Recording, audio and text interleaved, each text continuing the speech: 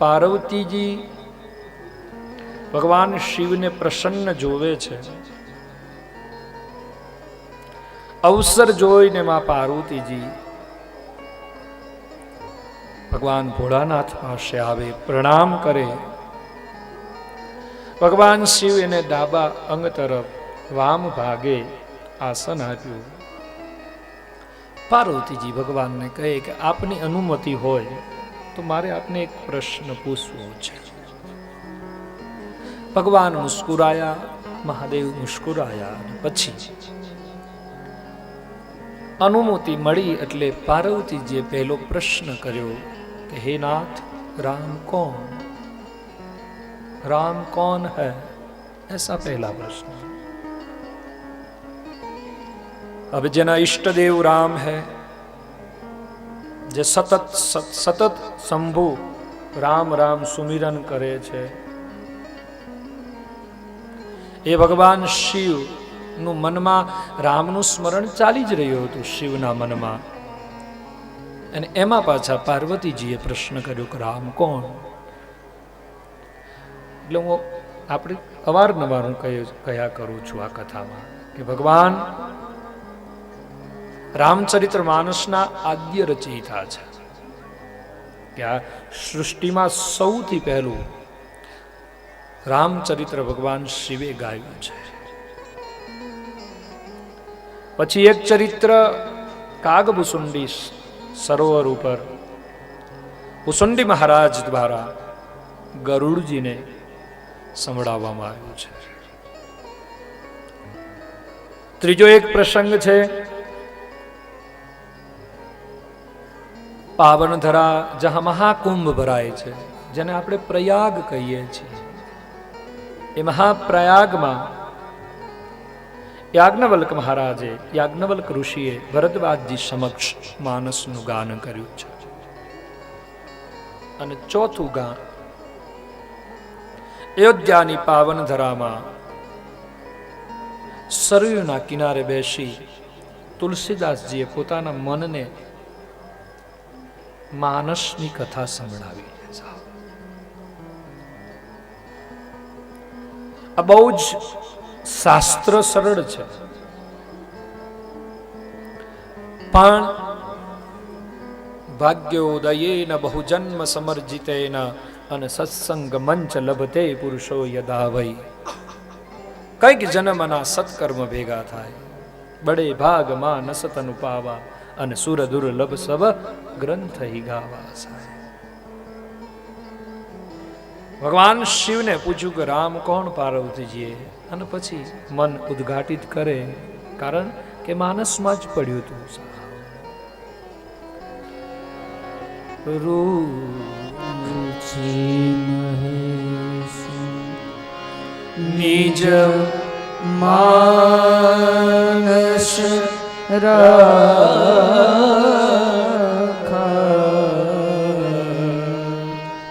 રૂચિ મહેશ, રૂચિ મહેશ નિજ માનસ મનમાં પડેલું એક શાસ્ત્ર રામચરિત્ર, રામની લીલા, ઇષ્ટની લીલા, બ્રહ્મની લીલા ભગવાનના મનમાંથી જીવ ઉપર આવી. ભગવાન શિવના જીહવે પીબસ્વા મૃતમેત દે. પાર્વતીજી સાવધાન થઈ ગયા છે. પાર્વતીજીને ખબર છે કે આપણે હવે સાવધાન બનવું જ પડશે, કારણ કે સતી અવતારમાં સાવધાન નતા થયા. બે વાર સતી ચૂકી ગયા છે રામકથા સાંભળવાનું. એક કુંભજ ઋષિના આશ્રમમાં, અને બીજું એ જ જગ્યા જ્યાં ભગવાન શિવ સતીને કથા સંભળાવતા હતા, ચૂકી ગયા.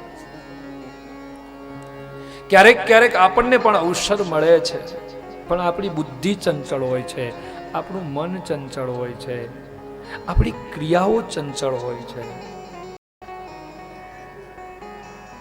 આપણી વૃત્તિ ચંચળ હોય છે. જેના કારણે અવસર મળે પણ ચૂકી જવાય છે. પણ એક વાત નક્કી છે, પાછું તુલસી એમ કહે કે ક્યારે મળે? શરીર મળે માનવનું, રામની કૃપા થાય તો મળે. બડે માનસ તને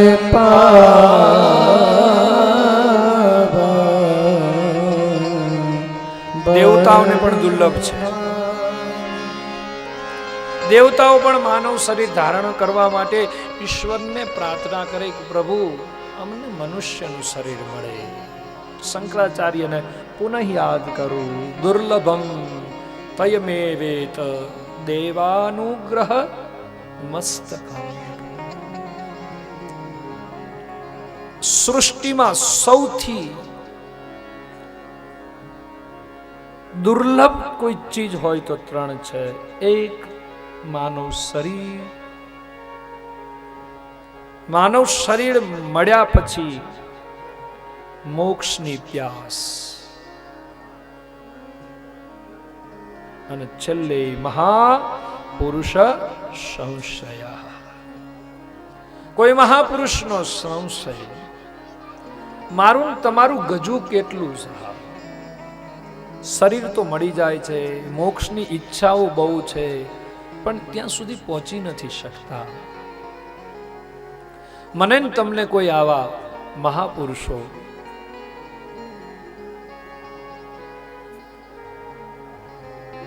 મોક્ષનો પણ માર્ગ બતાવે, સંતનો પણ સમાગમ સામે ચાલીને કરાવે.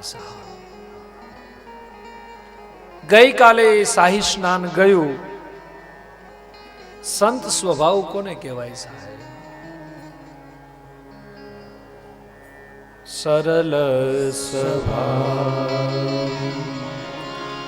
નમન કુટિલા સરલ સ્વભાવ સરલ સ્વભાવ નમન કુટિલા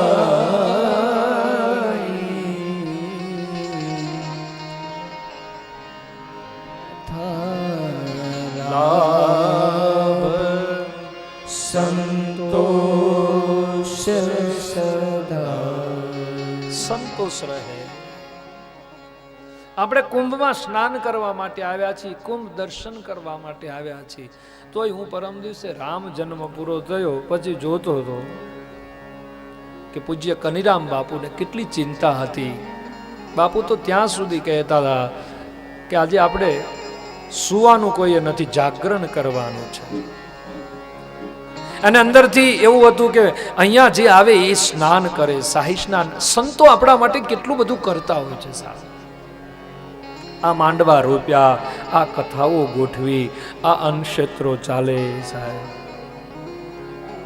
તમે ઘરે કોક દિવસ 5 માણસને જમાડો તો ખરા 3 દિવસ સુધી. અખતરો કરો ખાલી, વધારે નહીં. દરરોજ 5 માણસને જમાડવા, અખતરો કરો એકવાર. દરરોજ 5 ને 12 થી લઈ આવવાના અને જમાડવાના. 1 દિવસ જમાડો, 2 દિવસ જમાડો, ત્રીજા દિવસે એ આવનાર રહેશે ને આપણે લોક મારીને તાળા મારીને ઉપડશું કંઈક. સરલ સ્વભાવ નમન કુટિલા જથા સંતોનો સંતોષ હોય એને સાધુ કહેવાય છે. બાપુએ એટલી કથામાં જાહેરાત કરી કે આપણે આવડી જવાનું, 3 વાગે ઉઠવાનું, સુવાનું તો નહીં જ, અહીંથી જવાનું. પણ પાછો એને સંતોષ ન થયો. તે રાત્રે 7 વાગે બધાએ પ્રસાદ લઈ લીધો. પાછો માઇક પકડીને કહેતા હતા કે આપણે સવારમાં 3:30 વાગે બધાએ નીકળવાનું છે. શું બાપુ એકલા સ્નાન ન કરી શકે? કરી શકે. પણ સાધુ એને કહેવાય કે બીજાનું ધ્યાન રાખે, એનું નામ સાધુ છે. અને એવા સાધુઓનું સંસારી તરીકે આપણી પાસે જે કાંઈ હોય એમાંથી કંઈક આવી જગ્યાને અર્પણ કરીએ તો સમજવાનું કે વડવાળો દેવ બહુ જ રાજી થશે. છૂટવું જોઈએ હાથથી, હૈયેથી છૂટે. અને બાપુ બોલ્યા પછી પાડ્યું છે બાપુએ વચન. બાપુ જાગરણ કરીને નીકળ્યા. બાપુ 3:30 વાગે તો બાપુ બધાને લઈને, તમે જુઓ તો ત્યાં પહોંચ્યા આપણે અખાડે, નિર્મોહી અખાડે. ત્યાં તો સૌથી પહેલી આપણી ગાડી પહોંચી ગઈ હતી સાહેબ. અને પછી જે આનંદ કર્યો ને બાપુએ સ્નાન બધાને કરાવ્યું છે. પછી તમે હવે તમારા ફૂટલ્યા હોય ને તમે પાછા આવી જાઓ કે એ તમારે પછી બાપુ મને પછી મળ્યા એટલે મને કહેતા હતા કે મેં તો બધું જ પ્રયત્ન કર્યો સમાજ માટે, સમગ્ર સેવકગણ માટે, પણ પછી કે બાપુ જેને ઈચ્છા જ ન હોય ને પછી જેને થાક લાગતો હોય હાલીને એ વસ્તુ અલગ. પછી બિલક રીતે લોકોએ કર્યું. પણ હવે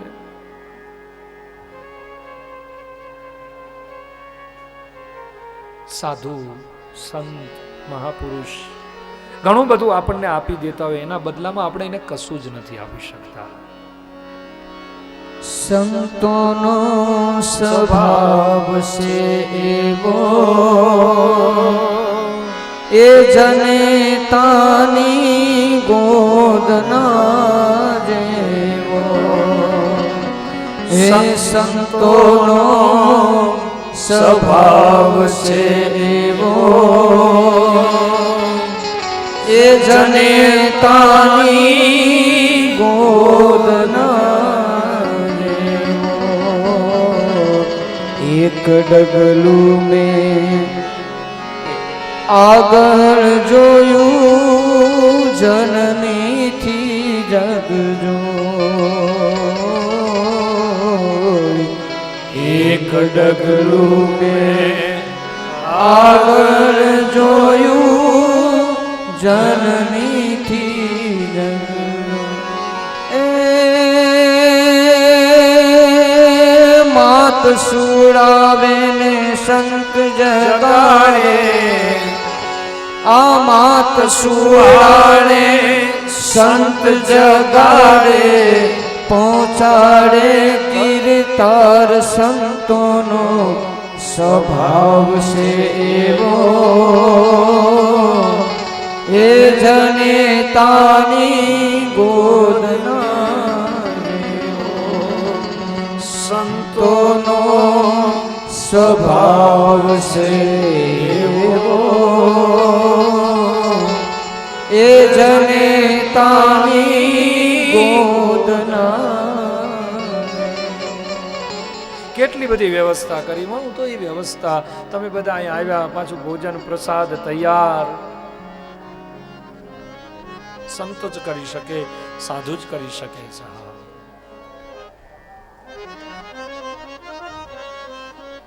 તો ભગવાન શિવ વડલાની નીચે બેઠા છે, પાર્વતીજીને કથા સંભળાવે છે. પ્રયાગમાં યાજ્ઞવલ્ક મહારાજ ભરદ્વાજજીને કથા સંભળાવે છે. માનસની કથામાં પ્રવેશ કરું આજે પૂર્વે જ કે ભગવાન વિશ્વામિત્ર ઋષિના યજ્ઞની રક્ષા કરે.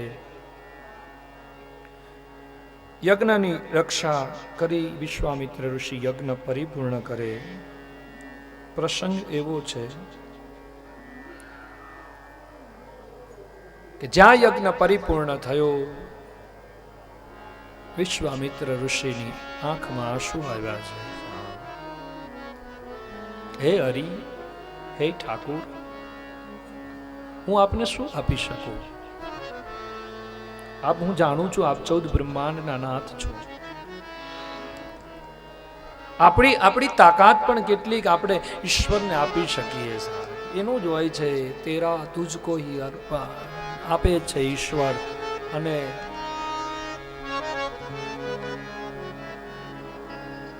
લઈ પણ ઈશ્વર જ લે છે સાહેબ. સમય આવે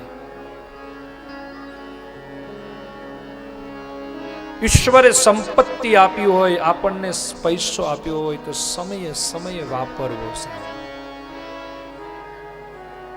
સત્કાર્યમાં વાપરજો. જીવન બહુ લાંબુ નથી. સમજણ આવે તો, નકર સંઘર્જો.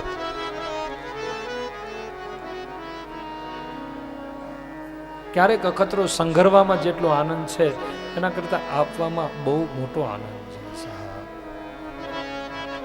હા, થોડુંક છૂટશે નહીં, પણ પ્રયત્નો તો કરો. જેટલું છૂટે એટલું તો થોડો પ્રયત્ન કરીએ. લાખ ના આપી શકીએ તો 10,000 આપીએ, 10,000 ના આપી શકીએ તો 5,000, 5,000 નહીં તો 100 રૂપિયા, 100 નહીં તો 51 રૂપિયા, 51 ના અપાય તો 10, 5. ટેવ તો પાડો આપવાની સાહેબ, ટેવ પાડો થોડી.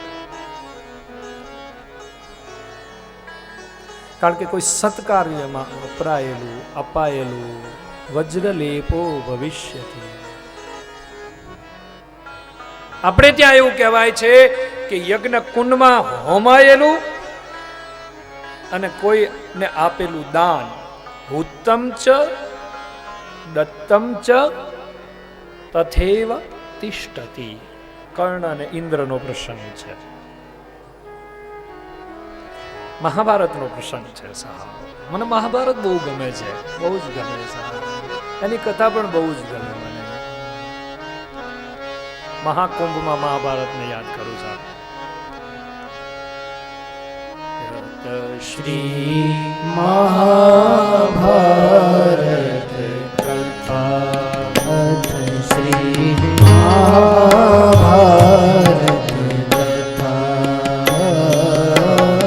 कथा है पुरुषार्थ की, स्वार्थ की, परमार्थ की, सारथी जिसके भले श्री कृष्ण भारत पार्थ की.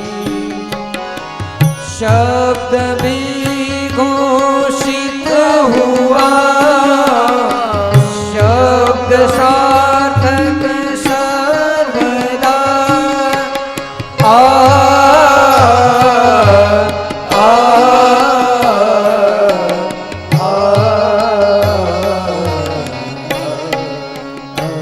श्री महाभारत कथा, श्री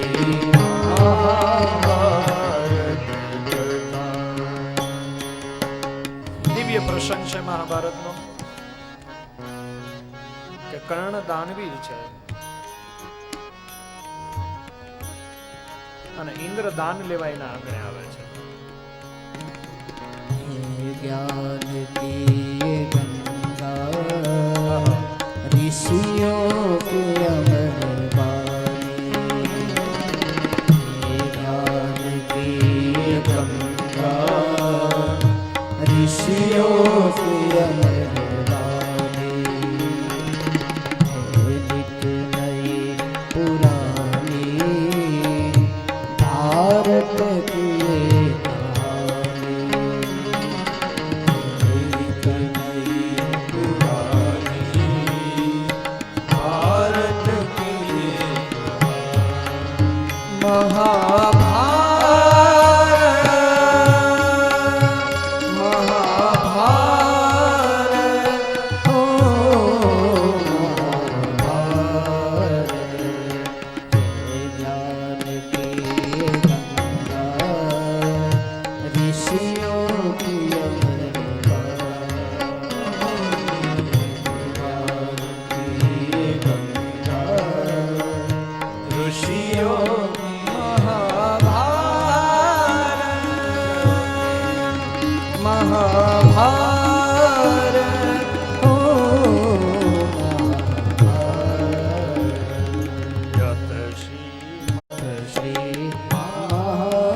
મહાભારતનો એક પ્રસંગ છે કે કર્ણ બહુ દાનવીર છે. ઇન્દ્ર બ્રાહ્મણનું રૂપ લઈને કર્ણને ત્યાં આવે છે. કારણ કે જો દાનેશ્વરી નું દાન વધી જાય તો ઇન્દ્રને ખબર છે કે મારું ઇન્દ્રાસન ચાલ્યું જશે. અને પ્રસંગ એવો છે, કવચ કુંડલ દાનમાં માંગે છે. અને પછી એ કવચ કુંડલ એ દાન આપી દે ને પછી એનું વજ્રાસન બને તો જ ઘણા એવો કઈક પ્રસંગ છે. ઉત્તમ છે દત્તમ છે તથેવ ત્રિષ્ઠતિ. કર્ણે વિચાર ન કર્યો, આપી દીધું ઇન્દ્રને. એટલે અમુક સમયે બહુ વિચાર ન કરવો, કારણ કે વિચાર કરવા રહેશું ને તો બહુ મોડું થઈ જશે. ક્યારેક ક્યારેક ઘણી વાર એવું થાય કે આપણે વિચારમાં સમય જતો રહે છે. અવસર મળે ત્યારે એને વધાવી લેવો. હવે આ મોટો માહોલ, હવે નાસિકમાં કોઈ વિચારે કે મારે આવતી કથામાં કંઈક આપવું છે, હવે ખબર નહીં 15 વર્ષે આવશે. બોલો રામચંદ્ર. નાસિક તો 15 વર્ષે, પણ હવે આવે છે ઉજ્જૈન્યમ મહાકાલમ. 6 મહિના પછી ચૈત્ર સુદ પૂનમ નું પહેલું સ્નાન મહાકાલના ધામમાં ઉજ્જૈન નગરીમાં એક કુંભ મેળો. એ કુંભ મેળામાં અવસર ન ચૂકી જવાય, આનું ધ્યાન રાખજો. વડવાળા મંદિર ધામને જેટલું અપાય એટલું. એ કુંભ મેળામાં ફૂલ નહીં તો ફૂલની પાંખડી, જેમ તમારી શક્તિ ઈશ્વરે જો વડવાળા દેવે તમને, વડવાળા ભગવાને તમને આપ્યું હોય તો દિલ ખોલીને હૈયેથી ને હાથથી આપજો. વડવાળા ભગવાન ડબલ કરીને પાછું આપશે. સાહેબ અખતરો તો કરો એક વાર. થોડીક શ્રદ્ધા તો વધારો, કારણ કે દેવ શ્રદ્ધા વિશ્વાસ રૂપિણો અભ્યામ વિના ન પશ્યંતી. ઈશ્વરને આંખથી નથી જોવાના, હૃદયથી જોવાના છે. એવું તુલસી ક્યાંક મૂકે છે. અભ્યામ વિના, આંખથી નહીં.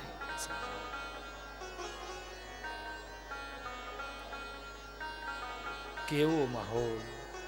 આવો ના આવો પછી 6 મહિના પછી મહાકાલની, મને તો મહાકાલ બી બહુ, હમણાં જ પછી મહાકાલની કથા પછી સીધા અહીંયા જેવું છે ને, આપણે તો છેલ્લી ઉજ્જૈનમાં જ થઈ ને, મને યાદ નથી. છેલ્લી અમે ઉજ્જૈનથી કરીને જ અહીંયા આવ્યા કથા. જય હો સાહેબ. મહાકાલને યાદ કરો, આપો સુર સાહેબ. નમામિ સમીશાન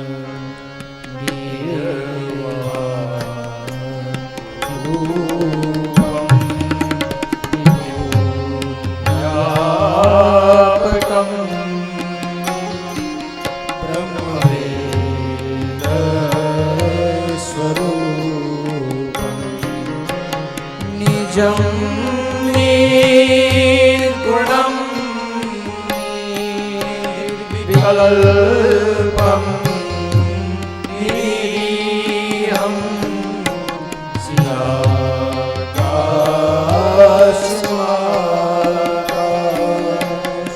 सियाकाशवासं भजे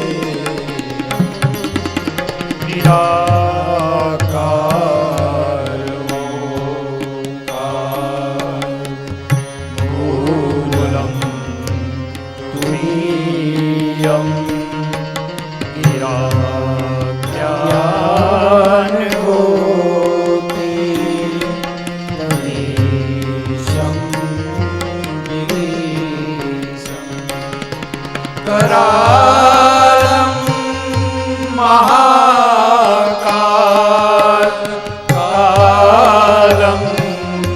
कृपालं गुणाकार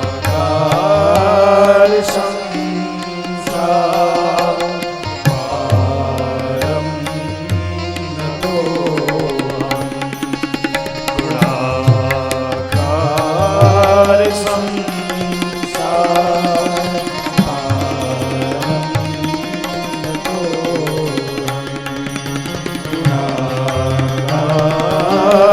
સંસાર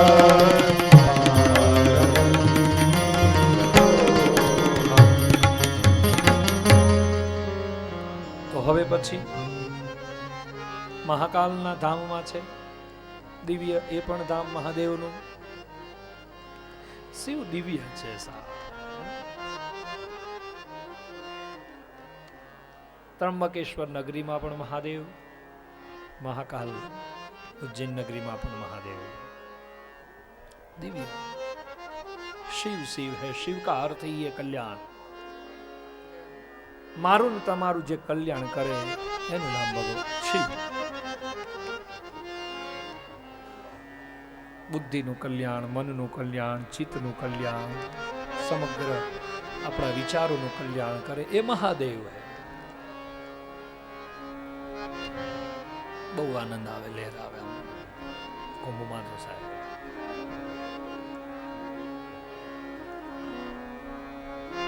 ઈશ્વર પાસે એટલું માગજો કુંભમાં કે બધું જ ભૂલાય તો ભલે ભૂલી જવાય, પણ તારી કથા તારું નામ ક્યારેય ન ભૂલાય. એટલું એટલું ઈશ્વર પાસે માગજો. આમ તો માગવાની મનાઈ છે. અમારે કેર તો કહે કે જૈન જૈન જૈન પરંપરામાં બેટા મુક્તિ મળે કે ના મળે શું છે, ભક્તિ તમારી બહુ જૈન પરંપરાનું છે. મુક્તિ મળે કે ના મળે, મુક્તિ મળે કે ના મળે, મારે ભક્તિ તમારી કરવી છે. મુક્તિ મળે કે ના મળે, મારે ભક્તિ તમારી કરવી છે. આ ભજન છે ને મેં સાંભળ્યું નતું. આ મારો તબલા વગાડે ને કેવું, એને મને પહેલી વાર સંભળાયું, મોબાઈલમાં સંભળાયું. એને શબ્દો કીધા મને બહુ યાદ નથી, પણ એના શબ્દો જ મને એટલા ગમી ગયા કે એને એક પંક્તિ મારી સામે મૂકી. મને કે બાપુ આના શબ્દો બહુ સરસ છે. કારણ કે આ લોકો મારી હારે રે એટલે એને વિચારો મારા ખબર હોય ને થોડાક, મને કે તમને ગમશે. પછી એને મને કહ્યું કેવું રે,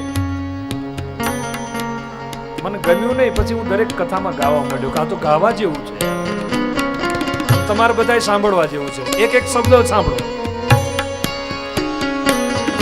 મારો કંઠ મધુરો ન હોય ભલે, મારો સુર બેસુરો હોય ભલે, કંઠ મધુરો ન હોય ભલે, મારો સુર બેસુરો હોય ભલે, શબ્દો મળે કે ના મળે, શબ્દ મળે ના મળે, મારી કવિતા તમારી લખવી છે. મારી કવિતા તમારી લખવી છે. મને મુક્તિ મળે કે ના મળે, ભક્તિ તમારી કરવી છે. મુક્તિ તમારી કે ના મળે, મારે ભક્તિ તમારી કરવી છે. મન મેવા મળે કે ના મળે, એવા મળે કે ના મળે, મારી સેવા તમારી કરવી છે. મારી સેવા તમારી કરવી છે.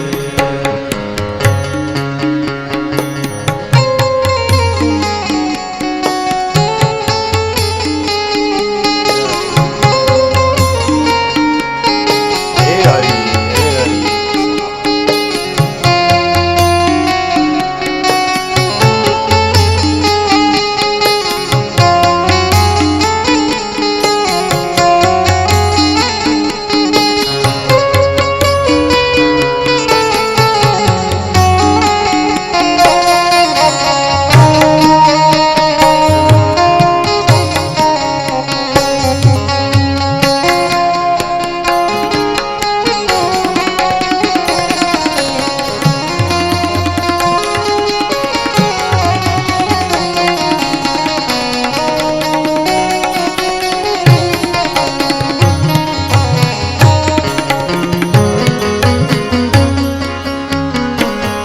આવે જીવનમાં તડકા છાયા ભલે સુખ દુઃખ ના પડે પડછાયા ભલે આવે જીવનમાં તડકા છાયા ભલે સુખ દુઃખ ના પડે પડછાયા ભલે સ્વર્ગ મળે કે ના મળે સ્વર્ગ મળે કે ના મળે શરણે તમારે રહેવું છે મારે શરણે તમારે રહેવું છે મન મુક્તિ મળે કે ના મળે ભક્તિ તમારી કરવી છે મુક્તિ મળે કે ના મળે ભક્તિ તમારી કરવી છે સેવા મળે ના મળે સેવા મળે કે ના મળે મારી સેવા તમારી કરવી છે મારી સેવા તમારી કરવી છે મારી સેવા તમારી કરવી છે મુક્તિ મળે કે ના મળે સેવા તમારી કરવી જ છે. શબ્દો મળે કે ના મળે પણ તેમ છતાં કવિતા તમારી લખવી જ છે. સ્વાર્થ રાખીને ભક્તિ ન કરો, સ્વાર્થ રાખીને દર્શન કરવા ન જાઓ, સ્વાર્થ કંઈક આમ ઈચ્છાઓ ન રાખો. બહુ માણસ છીએ થોડીક હોય પણ પછી બહુ કેટલીક વાર યાર ક્યાં સુધી. અને આપણે તો સહી ખબર માગ ઈશ્વર માગવાની વસ્તુ થોડી છે. શું એ આપણી વાત નહીં સમજતો હોય બાપુ?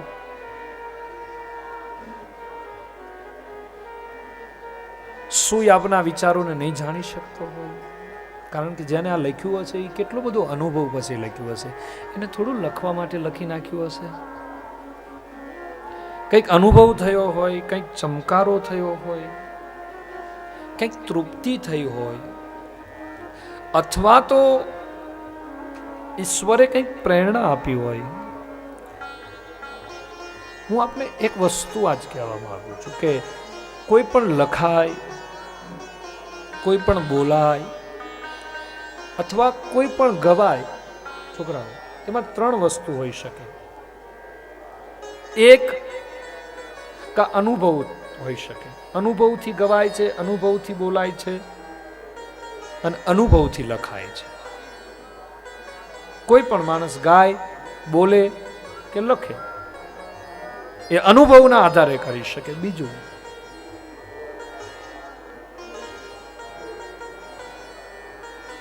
કે દુઃખ પડે તો માણસ ગાઈ શકે, દુઃખ પડે તો માણસ બોલી શકે અને દુઃખ પડે તો માણસ લખી શકે. આ બીજું હોઈ શકે એવું. માણસ દુઃખમાં ગાતો થાય, દુઃખમાં બોલતો પણ થાય અને દુઃખમાં લખતો પણ થાય છે. નથી ઘણા કવિતાઓ લખતા, લખવાની હોય ત્યારે ન લખે ને પછી લખે, હોય એવું બધું. ક્યારેય ઈશ્વરને યાદ ન કરીએ, દુઃખ પડે ને પછી કવિતાઓ લખીએ, એ કઈ પાગલ પણ છે. અને છેલ્લે કાં ઈશ્વર બોલાવે તો ગાઈ શકીએ, કાં ઈશ્વર બોલાવે તો બોલી શકીએ અને કાં ઈશ્વરની કૃપા હોય તો લખી શકીએ. આ ત્રણમાંથી એક કંઈક પ્રેરણાદાયક હોય છે. મને એક પ્રેરણા તો કરે જ છે. કાં અનુભવ, કાં દુઃખ અને કાં ઈશ્વર. એ આપણે નક્કી કરવાનું. આપણે સારું ગાઈ શકતા હોય તો આમાંથી ત્રણમાંથી આપણે નક્કી કરવાનું. જે પણ આપણી પાસે કલા છે, સારું બોલી શકતા હોય તો એમાં વિચારવાનું કે ઈશ્વર કૃપા એટલે કે સંત કૃપા, એ બધું એમાં જ આવે. આધ્યાત્મિકતાની કોઈ પણ વાત હોય તો એમાં આવે. કા અનુભવના આધારે માણસ બોલી શકે, કા ઈશ્વરની કૃપાથી બોલી શકે. જે માણસ ક્યારેય ઢીલો ન પડતો હોય એ અનુભવના આધારે ઢીલો પડે, અથવા તો દુઃખ આવે ત્યારે ઢીલો પડે, અથવા તો કંઈક ઈશ્વરની ઝાંખી ત્યારે ઢીલો પડે. નકર માણસ ક્યાં ઢીલો પડે જ છે.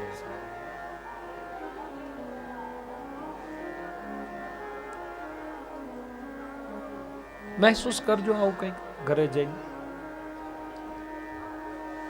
અહીં તો કંઈ થાય એમ નથી. અહીં આપણે બંધાઈ ગયા છીએ કોકના તાતણે, સાધુ સંતોના તાતણે, હરિભજનના તાતણે, વડવાળા ભગવાનના દોરડે બંધાયા છે. એટલે અહીં તો કંઈ થાય એમ નથી. કંઈ બોલાય એમ નથી. પણ જ્યારે સત્તા ઉપર હોય ને જ્યારે ભૌતિક સુવિધામાં હોય, ઘરે હોય, ત્યારે થોડુંક મહેસૂસ કરજો.